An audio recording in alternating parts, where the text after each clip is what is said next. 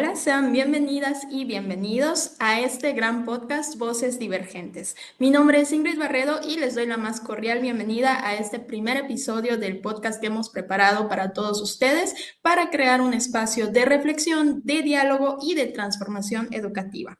El episodio de hoy lleva por título Día de las Infancias, reflexiones sobre la educación especial y la inclusión. Y pues bueno, el día de hoy nos acompañan dos grandes invitadas con una gran trayectoria también, que son la maestra Claudia Valencia, especialista en educación especial, y la doctora Patricia Tirión, psicóloga experta en desarrollo humano. Ambas docentes están profundamente comprometidas con la formación integral y humana de las infancias y forman parte también del conjunto de catedráticos de nuestra universidad, la Universidad Hispanoamericana del Bajío, Campus Península de Yucatán. Muy buenos días, maestra doctora. ¿Cómo están? Muy buenos días. Voy a poner acá el nombre del podcast. Y pues bueno, en este episodio vamos a estar abriendo una conversación necesaria, incómoda también, pero también profundamente urgente. La educación especial en los niños y jóvenes en México, vista obviamente desde una mirada crítica.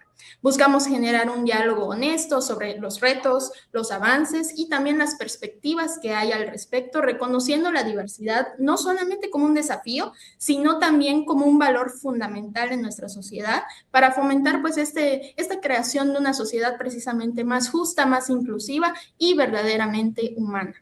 Y pues bueno, comenzando con este primer bloque, tenemos el contexto, ¿no? En el contexto de México, la educación especial ha evolucionado de modelos asistencialistas hacia enfoques más inclusivos, ¿no? Impulsados por políticas públicas y marcos legales, como la Ley General de Educación y la Convención sobre los Derechos de las Personas con Discapacidad. Sin embargo, pues aún persisten pues varias dificultades, ¿no? Está la falta de recursos, la falta de capacitación docente, barreras culturales y sociales, necesidad de fortalecer esta colaboración, ¿no? Entre familias, escuelas, comunidades.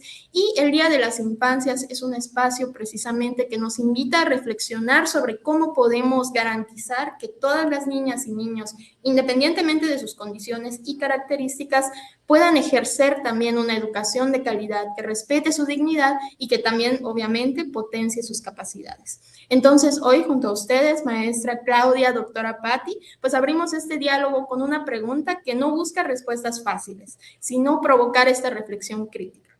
La pregunta sería, ¿cómo describirían la evolución de la educación especial en México en las últimas décadas? Pueden comenzar como ustedes gusten. Muchas gracias, Ingrid. Hola, Pati, ¿cómo estás? Qué gusto compartir este espacio contigo. Y bueno, pues gracias a todos los que se suman a no solamente a este podcast, sino a esta justa reflexión, ¿no?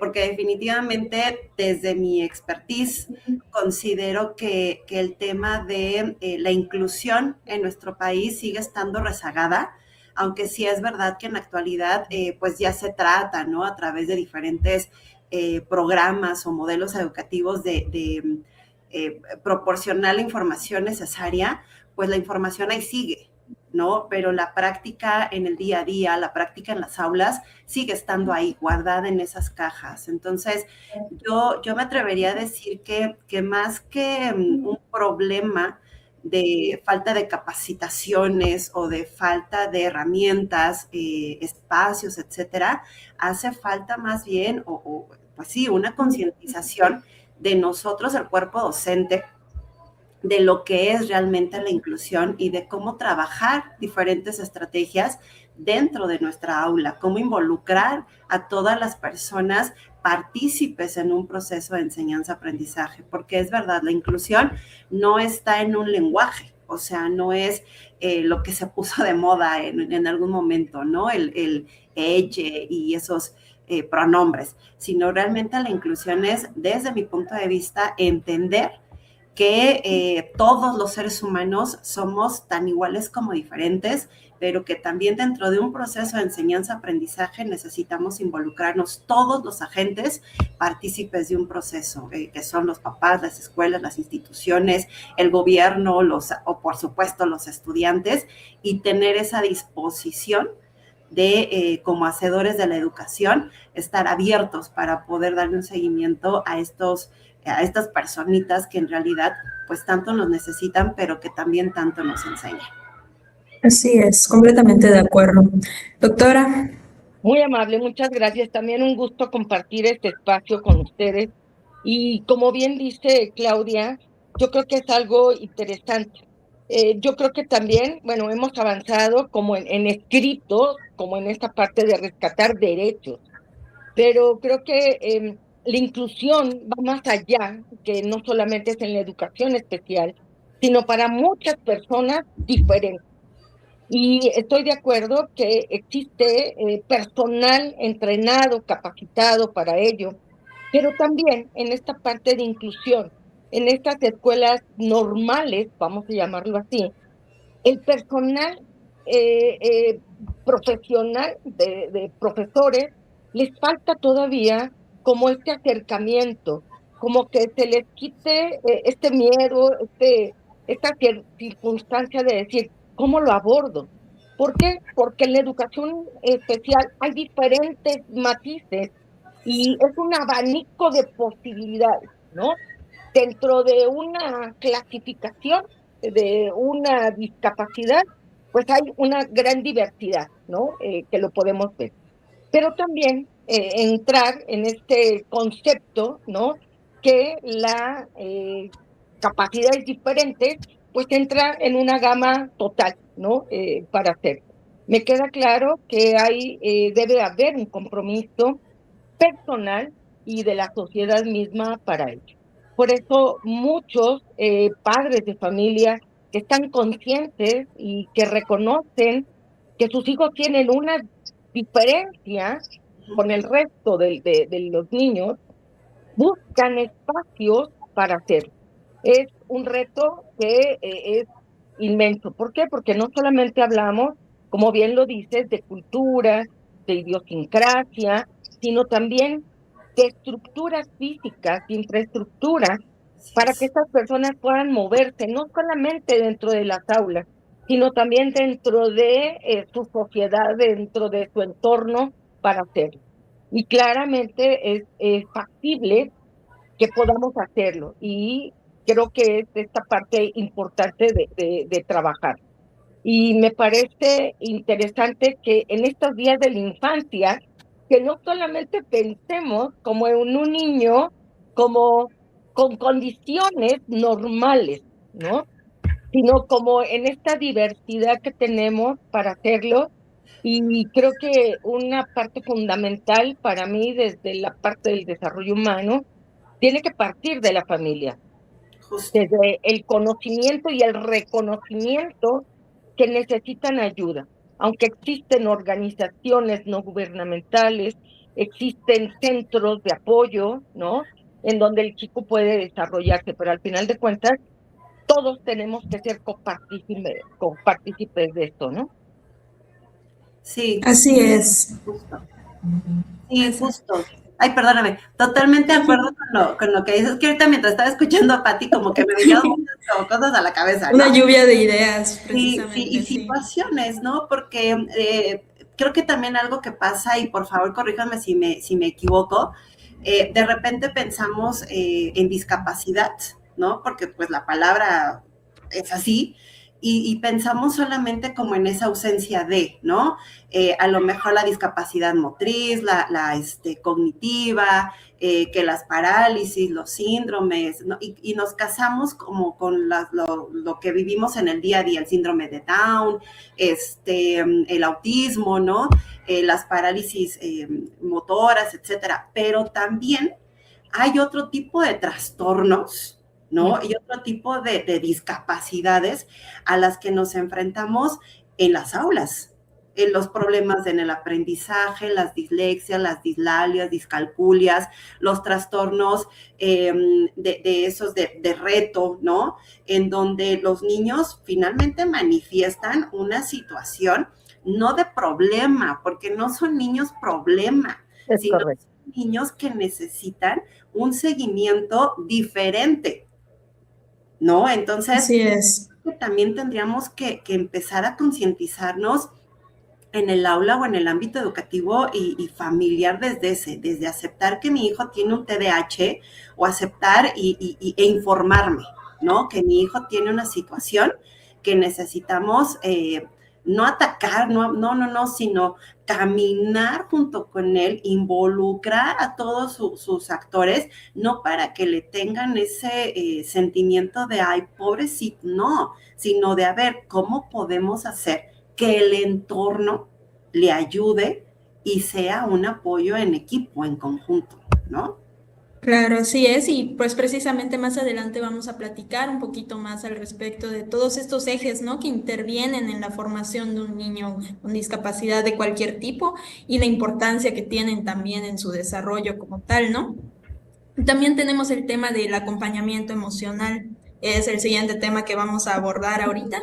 Y pues sabemos que este acompañamiento no es un complemento nada más, sino que es un pilar fundamental para que el niño pueda desarrollarse y sentirse escuchado, comprendido, valorado y pues de esta manera mejorar su aprendizaje y también su autopercepción, su manera de relacionarse con el resto del mundo, ¿no?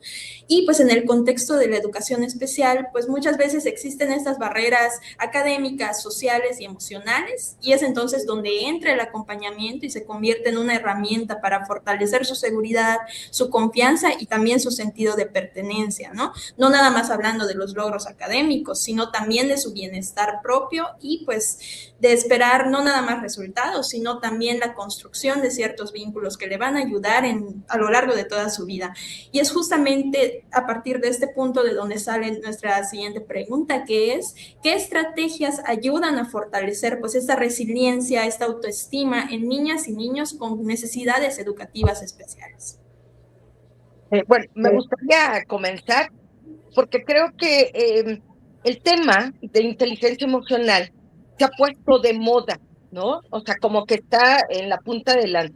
Y lo vemos en diferentes ambientes, desde los laborales, desde la parte escolar, desde la parte familiar. Y yo desde mi experiencia, lo que veo es de que no se nos ha educado en esta parte para trabajar la inteligencia emocional, ¿no? Entonces, obviamente, los primeros que tendrían que trabajar ese sentido tendrían que ser los padres de familia, los docentes que están muy cercanos a los chicos. Y cuando hablo de familia, no solamente la familia nuclear, sino todo el contexto de familia para poder hacerlo. Y esto tiene mucho que ver con algo que a mí me encanta, que es la parte de ontología del lenguaje. O sea, cómo usar un lenguaje adecuado, preciso, proactivo, asertivo, para poder conducir a un menor, ¿no? O sea, y no solamente estoy hablando de menores, porque hablamos también de inteligencia emocional para manejar adolescentes, que obviamente las circunstancias actuales socioeconómicas, globales, etcétera, pues nos llevan a diferentes ámbitos, ¿no? Y los chicos pues van cambiando, aún cuando los procesos de desarrollo de vida son similares, porque nos cuestionamos en cada etapa de nuestra vida, es diferente la información con la que se tiene. Entonces, me parece fundamental y por eso se habla de los pilares, ¿no? En la psicología positiva, desde esta parte de dónde hablarnos y hablarles, ¿no? A los otros. Entonces, me parece fundamental hacerlo y manejarlo. Se ha visto que para tener logros, ¿no?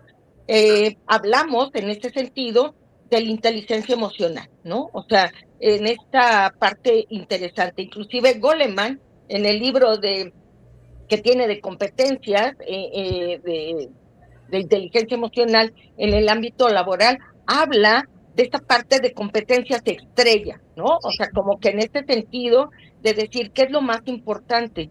Y es tan así nuestra realidad que tenemos que trabajar nuestra inteligencia emocional, que se habla ya en el ámbito organizacional de hacerlo también con los colaboradores. Entonces, si lo hacemos desde la familia, de cómo conducir a un niño, y lo decía bien Claudia, en este acompañamiento.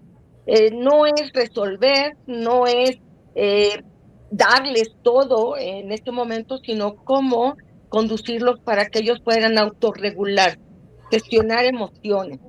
Y obviamente todo esto tiene que ver como con límites. Los límites no son malos, sino es contención, se llama contención. Y por eso hay intervención en crisis, ¿no? O sea, desde la parte familiar, personal, organizacional, pero es esta parte de decir cómo manejas tus emociones, cómo las traduces.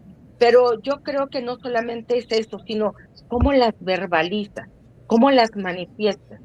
Y aquí hay habilidades básicas que tienen que ver con la observación y la escucha. No sé tú, Clau, en tu experiencia también, porque bueno, yo lo hago desde el ámbito terapéutico, ¿no? O sea, cómo lo veo en los niños a través del juego, a través de las conversaciones, que es hermoso porque el niño aprende muy rápido. El problema es cómo los adultos, que de alguna manera no facilitamos ese proceso. Sí, sí, totalmente. Digo, yo también trabajo mayormente con adolescentes y algo que siempre les digo es ponle nombre a la emoción. O sea, porque si decimos, ¿cómo te sientes? Mal. O sea, mal es tan ambiguo, ¿no? Como cerrado. O sea, ¿qué es, cómo te sientes? Que incluso desde cómo nosotros preguntamos. Y mencionaste algo que también es súper fundamental en este tema, observar. Y también es observar con los ojos, observar con los oídos, observar con la mente, observar con el corazón, para entonces poder tener una intervención que sea efectiva, porque aquí no buscamos que sea buena o mala, buscamos que sea efectiva para precisamente darle ese momento de motivación, ese momento de soporte a la persona o personita que nos necesita, ¿no? Entonces, ahorita que estabas platicando, Pati, me vino a la mente justamente una situación que en lo personal yo estoy viviendo con uno de mis hijos, el más chiquito, ¿no? Él fue diagnosticado hace como un año y medio más o menos, con un trastorno que honestamente yo no sabía que existía hasta que me lo presentó la psicóloga, ¿no? Y pues obviamente ya me conoces, me puse a investigar de qué se trata, cómo poder ayudarlo, ¿no? Y toda esa información. Entonces el trastorno se llama trastorno negativista desafiante. Este trastorno, pues, es una afección que impacta principalmente a niños entre los 3 y los 8 años, ¿no? Que es normalmente cuando todos los TRAS se pueden diagnosticar. Entonces, algo que nosotros empezamos a notar en mi niño es que de repente no tenía como mucha tolerancia a la frustración. Entonces, bueno, pues uno de primera mano como papá dice, bueno, pues es que pues un niño que nació durante la pandemia, pues no ha convivido con otros niños más que con sus hermanos, pero eso justificas, ¿no?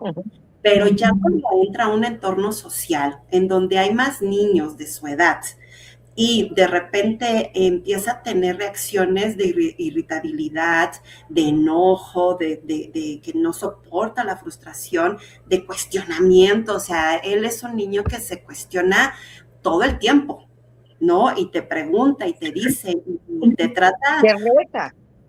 Justo, te reta, ¿no? Y con los niños de su edad es como de, ay, qué aburrido eres, ¿no? O sea, y ya lo pones con un adulto y es, pero, o sea, pláticas súper profundas, ¿no? Entonces, al nosotros tener este diagnóstico, empezamos a estudiarlo, empezamos a preguntarlo, pero lo más importante es que empezamos a apoyarlo, ¿no? Y entonces tenemos esos momentos como de, a ver, hijo, respira, inhala, reflexiona, no minimizar sus emociones porque es válido. O sea, sean correctas o no para nosotros como adulto, finalmente es la emoción de él. Entonces, algo que también nos está pasando, creo yo, en el entorno es eso, ¿no? El no minimizar y el enseñarles a que le pongan nombre a la emoción. Siento frustración por esto y esto. Y de esa manera, tanto las personitas que lo están sintiendo como nosotros los adultos que los estamos acompañando, vamos a poder justo, valga la repetición, tener un acompañamiento más favorable para el entorno, porque no solo afecta al niño, en este caso a mi hijo que tiene el trastorno, afecta e impacta a su entorno, ¿no? Porque los demás no saben qué pasa, por qué reacciona así. Y entonces es invitarlos también a que no le tengan lástima, porque este tipo de situaciones no tienen que ser lastimosas, tienen que ser respetadas, Así es, y pues es aquí donde entra precisamente la empatía del entorno también, y todo comienza, como mencionaron ambas, pues con la familia, ¿no? Y pues, ¿quién es el siguiente paso, ¿no? El siguiente círculo donde más está presente esta infancia, pues es la escuela. Y relacionado con eso está el papel del docente, ¿no? La formación profesional del docente al hablar de inclusión. Y pues hay que cuestionar también cuál es el papel del maestro frente a la diversidad. No se trata nada más de cumplir con las normas porque ya me lo pidió la SEP o ya me lo pidió cualquier órgano institucional, ¿no? Sino que se trata de desarrollar, ¿no? Fomentar estas competencias humanas y pedagógicas también que respondan a las necesidades, no nada más del aula en general, sino pues de cada niño.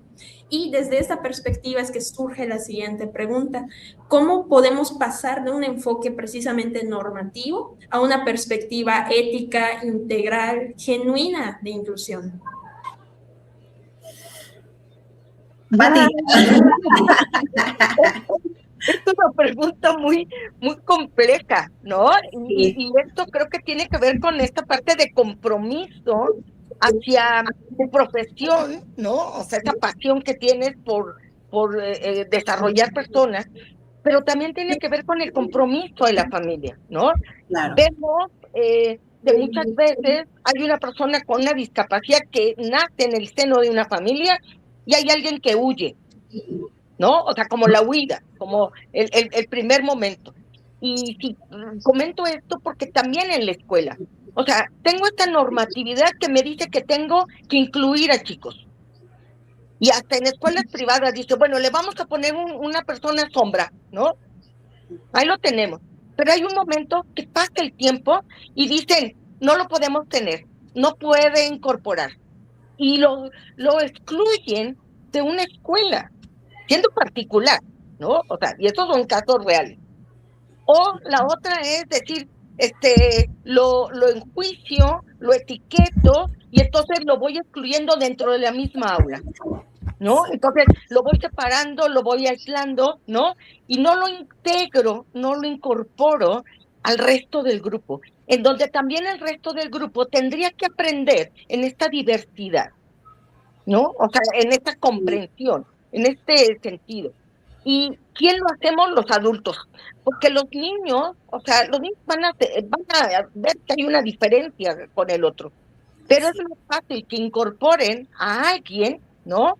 En esa diferencia que segregar, ¿no? O sea, los que enseñamos a segregar somos los adultos. Entonces, yo creo que lo primero que tendríamos que hacer es como esta conciencia.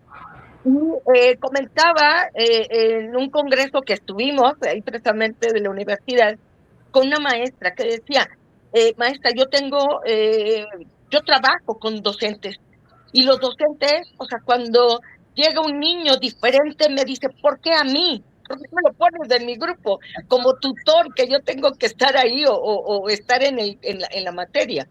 Y yo creo que volvemos a lo mismo, creo que tiene que ver con desconocimiento. O sea, no es otra cosa, no sabemos qué hacer. Y entonces yo creo que en ese sentido, cuando somos conscientes de esta diversidad, que siempre ha existido a nivel escolar, ¿no? Pero antes los docentes a lo mejor tenían menos alumnos en un grupo, ¿no? Para atender o el tiempo, ¿no? Se daba. Más sin embargo, siempre había alguien que decía, yo veo diferente a su hijo, algo pasa con su hijo, y bueno, pues en muchas escuelas, ¿no? Se va con el psicólogo y que ayude a la mamá o al papá y con el chico para que vean en ese acompañamiento. Entonces yo creo que esto es un trabajo en equipo, ¿no? Multidisciplinario, y como bien lo identificó Claudia desde el inicio, tiene que ver, estar integrada a la familia. La familia no nada más es papá y mamá, sino todos los miembros, ¿no? Y podemos ver libros hermosos, ¿no? Donde el hermano habla de su experiencia, qué pasa con mi hermano, o sea, qué pasa conmigo, ¿no? Si está como el sándwich, si está el primero, si es el último, o sea, cómo incorpora a las actividades familiares, escolares, cotidianas en esta parte de la vida. Entonces, yo creo que necesitamos, sí, hacer un entrenamiento a docentes de diferentes niveles, porque también ya los tenemos a nivel universitario, sin maestrías, ¿no? En donde dicen, ¿qué hago? ¿No? A mí me tocó en un curso de titulación, y yo decía, ¿por qué esta persona no puede, en la parte de la lectura, que es concreta, que para mí me parece que está perfecto? Y tuve que hacer una intervención individual, ¿no? Porque esa persona tiene un trastorno no identificado, no diagnosticado, y lo peor es que ella no se percata de eso, ¿no? Entonces, yo como docente, bueno, la auxilio para que ella concluya de la mejor manera y no se frustre, como dice Claudia, ¿no? Claro. Sino que viene a partir de eso y después le digo, oye, yo creo que tú necesitas una ayuda profesional, búscale, ¿no? Entonces, creo que es en este sentido como tenemos que ir caminando e ir construyendo, porque no hay nada escrito, no hay recetas de cocina, no hay estrategias formales, sino algo que Claudia mencionó y que me encanta, que tiene que ver con el amor, ¿no? O sea, cuando tú amas profundamente, aceptas en sus diferencias. Y a partir de eso, busca, lucha, opciones y caminos diferentes, ¿no? Claro. Y fíjate que sí, justo, porque lo mencionabas también hace rato, existen ya las normativas, existe ya en la Constitución política de los Estados Unidos mexicanos, ha existido de toda la vida, desde Benito Juárez y demás, ¿no? Pero nos sigue faltando como ese feeling como docentes, ¿no? Ese justo amorcito, esa vocación, ¿no? Porque nos vamos volviendo ya tan cuadrados, pues ya para qué lo hago si ni me lo reconocen. Estamos tan ávidos justamente del reconocimiento que entonces empezamos a olvidar lo que realmente nos apasiona. A mí me tocó hace poco tener en mi aula a un niño con autismo. Y entonces, jamás en la vida había yo trabajado con un niño con autismo en el salón. O sea, había tenido dislexia, TDAH, problemas de aprendizaje, de estilos, ¿no? Pero nunca en la vida con un niño con autismo. Entonces, a diferencia de los que dicen, ¿por qué a mí? O sea, yo dije, qué padre. O sea, porque esto me va a ayudar a mí a entender, a aplicar, a racionalizar, ¿no? Pero el reto mayor fue el cómo comunicarle a la comunidad, al salón, que tenemos un niño con autismo en el aula. Y que es diferente, pero no, porque finalmente está aquí estudiando con todos nosotros. Entonces, yo de verdad esa vez que supe que iba a estar conmigo en mi salón y todo, o sea, no dormí, estuve como pensando y le soñaba y le daba vueltas a cómo hacerlo, ¿no? ¿Qué estrategias? ¿Qué? Los autores, o sea, decía, Piaget, discúlpame, pero no me das la respuesta, ¿no? Entonces, me acuerdo que llegué yo al otro día al salón y llegué tempranito y siempre, porque ya es que tienen todo como muy estructurado, ¿no? Entonces yo sabía a qué hora exactamente iba a llegar a mi salón. Y entonces aproveché esos minutitos para hablar con los chicos y les dije, ¿saben qué? Ya se dieron cuenta, fulanito de tal tiene esta situación, entonces no hay que hacerlo a un lado, voy a hacer muchas actividades en equipo y necesito que lo involucren y que aprendan a entender su ritmo. ¿Alguien se opone? Y todos yo dije, híjole, pues con que uno diga que no, bueno, voy a tener que cambiar la dinámica, ¿no?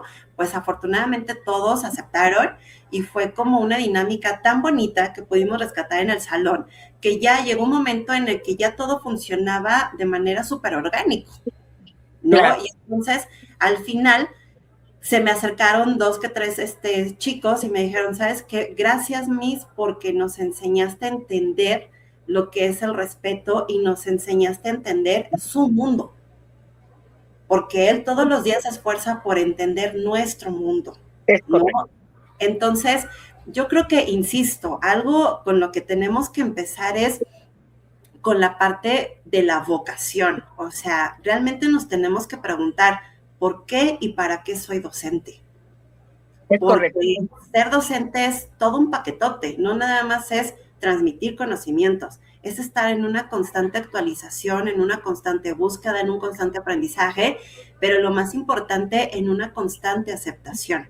Es lo que tenemos en la actualidad, son las modificaciones que vamos sufriendo o viviendo todos los días, y si realmente amas el ser docente, no tienes por qué detenerte para aceptar, para seguir y para proponer estas modificaciones en cuanto a inclusión se refiere. O sea, no tenemos por qué tener miedo. Correcto. Así es, y creo que es precisamente con ese mensaje con el que se queda un maestro, ¿no? Después de que te dicen algo como lo que le dijeron a usted, maestra, ¿no? De que gracias por hacernos entender a esta persona, por permitirnos entrar a su mundo. O sea, yo creo que son mensajes con los que te quedas, experiencias con las que te quedas, que son invaluables a fin de cuentas y que te recuerdan por qué comenzaste con esta carrera y por qué quieres seguir dedicándote a eso, ¿no? Normalmente, pues, pasa el tiempo, creces, tienes una trayectoria, construyes una trayectoria, ¿no? Y pues te insensibilizas hasta cierto punto, ¿no? Como mencionaban, yo lo veo con mi mamá, por ejemplo, mi mamá es maestra, entonces constantemente, pues trata de volver a eso que la hizo entrar a su carrera, ¿no? Y recordar pues ese amor que le tiene a su vocación a fin de cuentas también. Y pues eso es algo muy importante. Y ahora sí, retomando pues un punto que ya estábamos platicando antes, que les había comentado también que íbamos a retomar, el tema de la familia, ¿no? La comunidad, la sociedad como pues un eje integrador, ¿no? Que rodea a las infancias. También tengo un hermano que tiene una discapacidad visual, entonces este es un tema que constantemente me preocupa mucho porque pues veo que en toda la sociedad no hay mucha empatía, ¿no? Cuando él sale al mundo real, pues uno se queda con la preocupación de que no vaya a ser que le pase algo, no vaya a ser que le hagan algo, no vaya a ser que no lo comprendan, ¿no? Y pues creo que es un sentimiento general para las familias que tienen a un familiar, pues en estas condiciones, ¿no?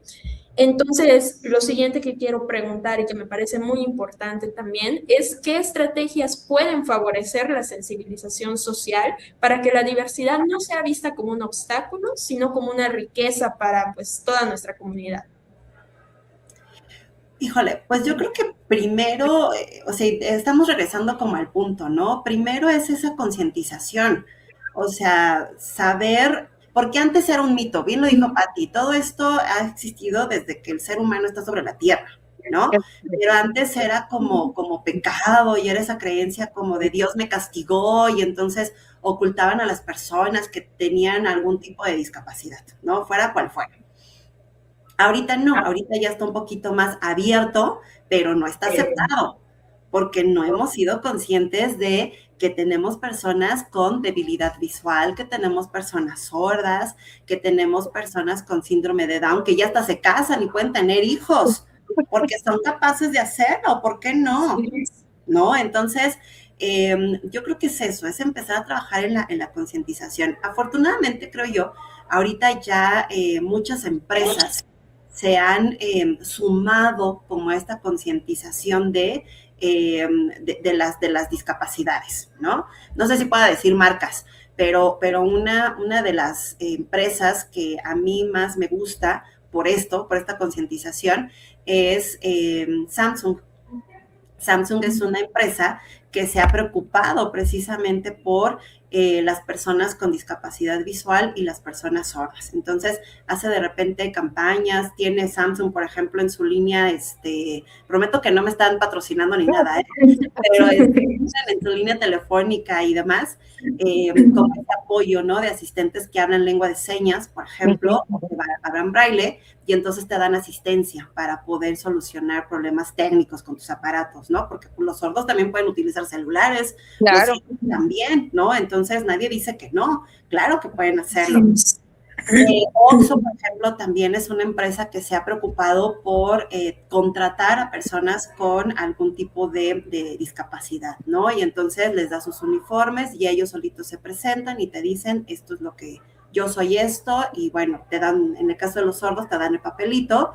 Débiles visuales, ahí sí yo no podría hablar porque no me ha tocado verlo, pues, pero bueno, están los recursos, ¿no?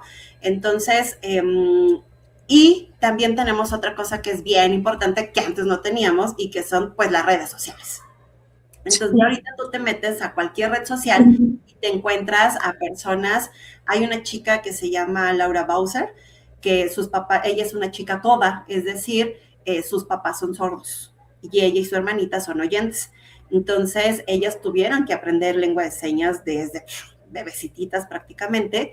Y entonces a través de sus redes sociales, pues hacen como esa concientización de cómo vive una hija de papás sordos, cómo es la vida normalmente de una persona sorda, ¿no? Entonces, sí es bien interesante que estas empresas hagan uso de estos recursos para poderlos proyectar a lo que es nuestro entorno social. Sin embargo, sigue estando esta parte que no es tan rosa como lo que acabo de platicar, que somos nosotros los seres humanos, que no somos conscientes de que tenemos y que formamos parte de una sociedad y queremos que ellos se adapten a lo que somos nosotros y no hacemos una pausa por decir, en el caso, por ejemplo, de visuales, como conductor lo ves y dices, bueno, él no me va a ver, lo sé, pero pongo mis intermitentes, le hago el sonidito con el claxon o me bajo y lo ayudo, que también es una realidad. Vivimos en un país tan inseguro, ¿no? Que también se vuelve un obstáculo importante para el apoyo a la inclusión. Así es. Fíjate que hablamos hace rato y creo que tiene que ver esto, que es encajonar, ¿no? Yo creo que lo primero que tenemos que hacer como sociedad es dejar de hacer etiquetas y hacer normativas, que sería como lo que es lo adecuado, ¿no? Como lo que es permitido, ¿no? Y si ven, por ejemplo, yo traigo mis canas, ¿no? O sea, cuando también, o sea, sí soy, pues ya me salieron canas, o sea, y la pregunta, inclusive hasta de personas mayores, ¿no? Dicen, ¿y por qué no te pintas el cabello? ¿No? O sea, porque como que parece que hay como reglas, como normativas a no aceptar, ¿no? Avances, diferencias, quién soy yo, ¿no? O sea, y tengo que estar como en modelos, en patrones para hacerlo. Y sí, al final de cuentas yo creo que es una cuestión de pensamiento, ¿no? Social, en donde pareciera que tenemos que hacerlo. Y no nos damos cuenta ni nos percatamos de las necesidades, no para hacer mundos diferentes y espacios diferentes, sino espacios en donde todos verdaderamente lo vemos, ¿no? El transporte, el súper, o sea, muchos elementos que tendríamos que buscarlos, ¿no? Yo, en lo personal también, mi hermana era síndrome de Down, ¿no? Muy independiente ella, o sea, consciente, y me acuerdo mucho en un trabajo que hicimos, bueno, que hice de manejo de violencia de género en el municipio de Metepec. Trabajé con mujeres, trabajamos con docentes, trabajamos con personas adultas mayores, etcétera. Y me acuerdo que en una plática que hablaba de las mujeres, y ya para concluir, les decía, ámense, respétense. Y ella desde atrás, porque me acompañaba, desde atrás se levanta y grita, así es. Y entonces todas las mujeres voltean y dicen, wow, ¿por qué? Porque no los debemos de ver diferentes. Tienen un proceso distinto, como muchas capacidades diferentes. Y lo que tenemos que hacer es precisamente vernos como seres humanos, como personas, que cada uno de nosotros tiene necesidades distintas. Y podemos ver muchas cosas desde el Walmart también. Uno de mis sobrinos de vida, ¿no? Es sordo, él se entrenó como soldador, se casó, su mujer trabaja en Walmart, él trabaja en General Motors, ahí en el Bajío. Tampoco estoy haciendo promoción, pero creo que tiene valía reconocer a estas empresas que abren esos espacios. Y bueno, ver muchas experiencias, ¿no? Sus hijos son oyentes también, ¿no? Y también aprendieron lengua de señas, en donde ves la perspectiva de cómo se construye, ¿no? Así como cuando llega una persona diferente o nueva a la familia, pues es un cambio, igual, ¿no? Pasa, o sea, así es la vida es de cambios. Y yo creo que tiene que ver con esta aceptación. Yo les invito también a agregarse a esta red de Yo También, porque hay muchas voces, en donde hay muchas iniciativas, donde hay muchas sensaciones, y así como dices, en las redes sociales podemos ver desde los hermanos que hablamos, ¿no? O sea, cómo nos sentimos ante una persona distinta, pero también cómo aceptamos. Y recuerdo mucho a nuestro pediatra, en paz descanse, muy grande él, en aquellos entonces, imagínate, yo tengo 65 años, mi hermana era la menor, y decía, trata a tu hija igual a los demás, dale amor, dale acompañamiento, ella va a aprender también a través de la observación, en estos aprendizajes, ¿no? De bandura, de enseñanza, ¿no? Y entonces, cuando la familia tiene un código de ética, de responsabilidad, de lo que implica el amor, de lo que implica la comunicación abierta, asertiva, clara, concreta, donde también permite la voz a los hijos. Así es. Obviamente, el chico también lo va a aprender y él va a buscar también su encuentro. En este acompañamiento que decimos, no es estar de protectores ante el resto. Sí me preocupa, claro, que todo el mundo nos preocupa, es como dejar al hijo también en la escuela, ¿no? Claro, Híjole, ¿qué le va a pasar, no? Pero tenemos que aprender que si nosotros les enseñamos a cómo cuidarse, a cómo respetarse, ellos van a poner alto y van a poder hacerlo. Entonces, yo creo que en este sentido tendríamos que ver. Y déjame decirte algo, Gris. Una de mis primas me platicó, había una persona ciega trabajando en un área de producción farmacéutica, ensamblando blister, es decir, las carteritas esas de las pastillas en caja. Y él lo hacía, y lo hacía rápido, y decían, ¿cómo? ¿Un ciego? O sea, entonces, siempre tenemos la posibilidad de decir, tú no puedes, él no puede, ¿no? Como hablar, y esto es una parte social, como la parte desvalida, ¿no? O sea, que también tenemos que enseñar a los papás a que los hijos pueden valerse por sí mismos. Así es. ¿No? Entonces, creo que son conceptos negativos que no nos ayudan a avanzar. Claro, y reconocer también pues este sentido de independencia en las personas con discapacidad. Llevé una materia hace como un año en la carrera que precisamente hablaba del tema de las discapacidades. Todo el semestre hablamos de eso. Y nos mostraron un anuncio precisamente hablando de esta representación en medios y la importancia que tiene. Vimos un anuncio de los Juegos Paralímpicos donde precisamente lo que te demostraban es que las personas con discapacidad pueden hacer todo, como nosotros que no tenemos discapacidades, ellos también pueden, y te mostraban, ellos se pueden casar, ellos pueden conocer a otras personas, pueden salir en una app de citas, pueden crear también, o sea, te mostraban todo el paraguas de todo lo que pueden hacer, porque todo lo pueden hacer, o sea, no son personas distintas a nosotros, ¿no? O sea, somos humanos también de todas maneras, ¿no? Y pues me pareció algo muy importante y muy valioso también este mensaje que nos dejan ambas, ¿no? De reconocer desde la empatía, reconocer desde el amor, pues la independencia de estas personas. No hablar como algo ajeno, sino como algo propio también, porque convivimos en la misma sociedad, vivimos en el mismo planeta.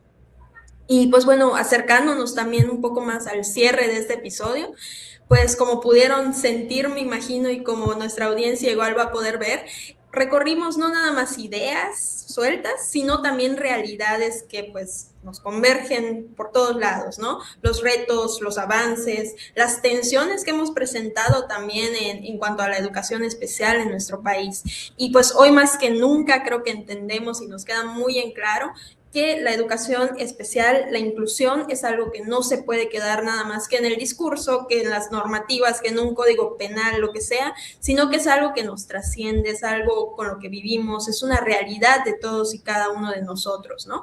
Y nos llevamos pues también esta invitación a adquirir este compromiso ético y social que nos permite transformar nuestra perspectiva, reconocer que la diversidad no es un limitante, ¿no? Sino una invitación a comprender otras realidades, a ver desde los ojos de otra persona, ¿no? ¿Hay alguna reflexión con la que ustedes deseen cerrar nuestra plática del día de hoy? Ay, es que hay muchas, yo creo.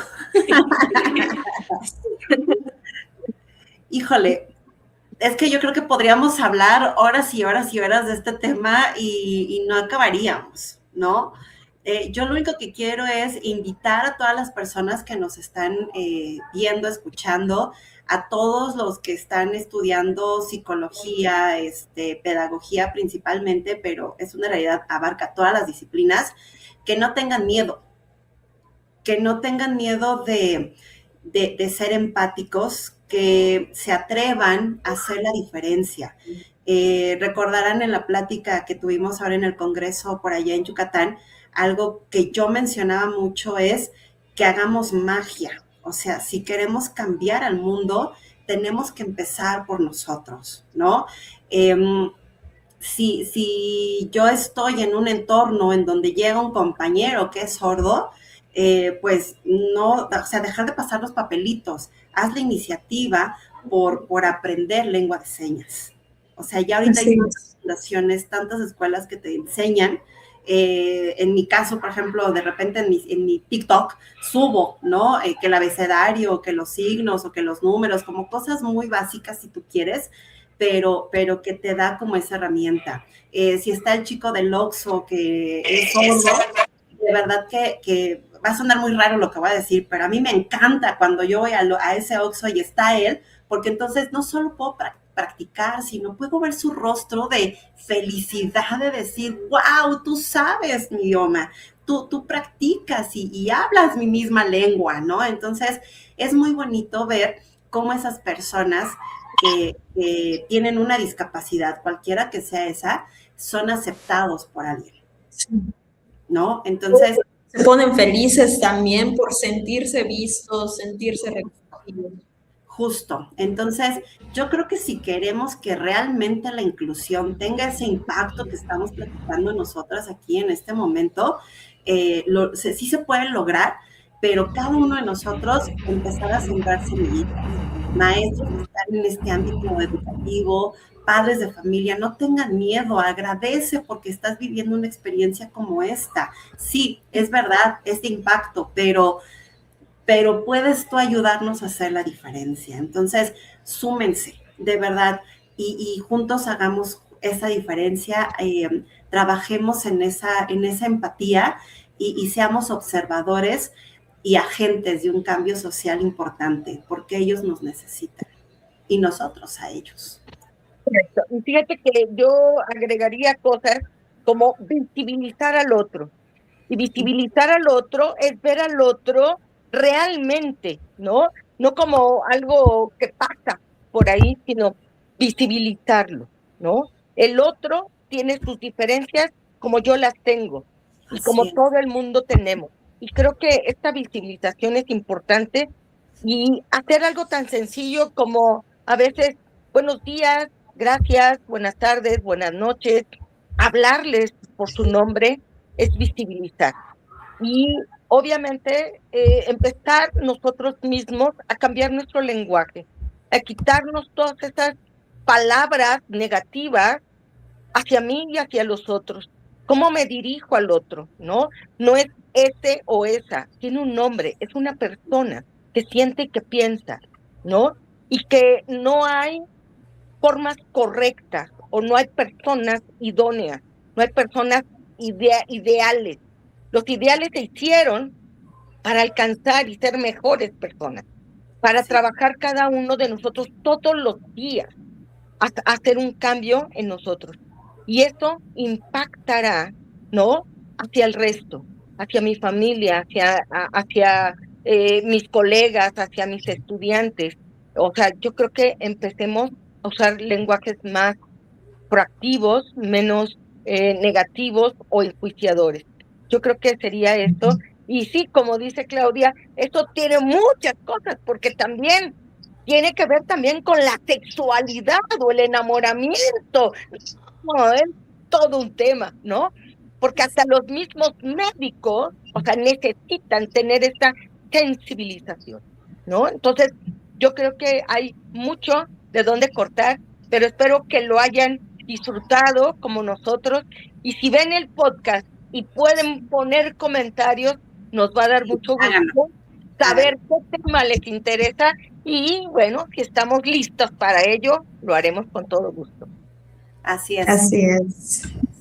Pues muchísimas gracias. Perdóname, Pues, Ingrid, perdóname. Y quitarse etiquetas, ¿no? O sea, no somos una etiqueta, somos seres humanos, Es punto. correcto, es así correcto, es. es correcto. Hay tantos ejes que pues interceden Para entre hacer, nosotros, ¿no? y Que nada no más, podemos oiga, limitarnos. y nada más vean la inclusión de cuántas generaciones estamos aquí compartiendo conocimiento, compartiendo ideas, y esto tiene que ver con eso, ¿no? Claro, justo. Y así es, precisamente, pues es abrazar quiénes somos sin limitar quiénes somos también. Claro. Y pues ya para cerrar esta hermosa plática, quiero agradecer de todo corazón, también por parte de la universidad, pero principalmente personalmente de todo corazón, pues su participación, sus mensajes, su disposición a estar y pues dejarnos tantos conocimientos, tantos mensajes bonitos que nos invitan a seguir cambiando día con día, ¿no? Maestra Claudia, doctora Patti, de verdad muchas gracias por compartir su conocimiento, su sensibilidad, su compromiso también con la educación y con la inclusión también.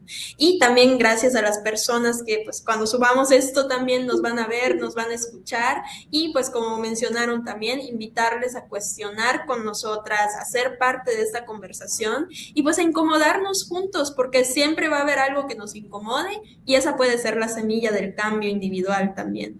Esto fue Voces Divergentes, mi nombre es Ingrid Barredo y pues espero verles en el próximo programa con un tema más, con más invitadas muy especiales. Muchas gracias. Muchas gracias. Gracias. Nos vemos. Gracias.